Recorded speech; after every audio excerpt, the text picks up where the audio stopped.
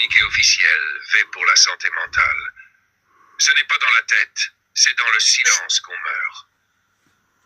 Open quote, il n'y a pas de honte à tomber. Il n'y a que honte à laisser un peuple s'écrouler en silence. Point numéro 1. La santé mentale, grande cause invisible. Un Français sur 4. Ça pourrait être ton frère, ta mère, ton collègue, toi-même. Et pourtant, on n'en parle pas. Parce que souffrir en dedans, ça ne saigne pas, ça ne boite pas. Alors on tait, on cache, on stigmatise. Mais nous, on ouvre les vannes, on lève les voix. Point niveau 2. La société produit ses propres malades. Burn-out au travail, dépression des jeunes, anxiété sociale, violence du monde.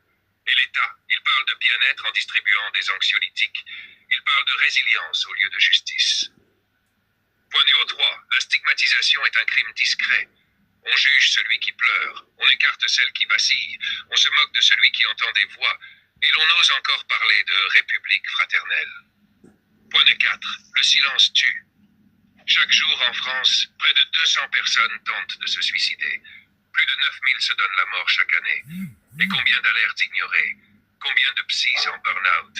Combien de services saturés? Combien de lits fermés? Point numéro 5. Nous exigeons une réforme radicale de la santé mentale. Des moyens pour les soignants, pas des slogans. Des campagnes de vérité, pas de culpabilisation. Une parole libérée, partout, tout le temps. Des soins gratuits, accessibles, humains. À vous qui souffrez dans l'ombre, votre douleur est légitime. Votre combat est héroïque. Vous n'êtes pas fou. Vous êtes vivant. Et nous vous croyons. Quand l'âme souffre, le peuple doit écouter. Quand le peuple se tait, l'État doit hurler.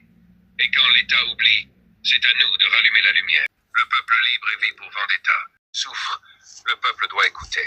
Quand le peuple se tait, l'État doit hurler. Et quand l'État oublie, c'est à nous de rallumer la lumière. Le peuple libre et vit pour vendetta, parce que derrière chaque masque, il y a une voix. Et aujourd'hui, cette voix, c'est la vôtre.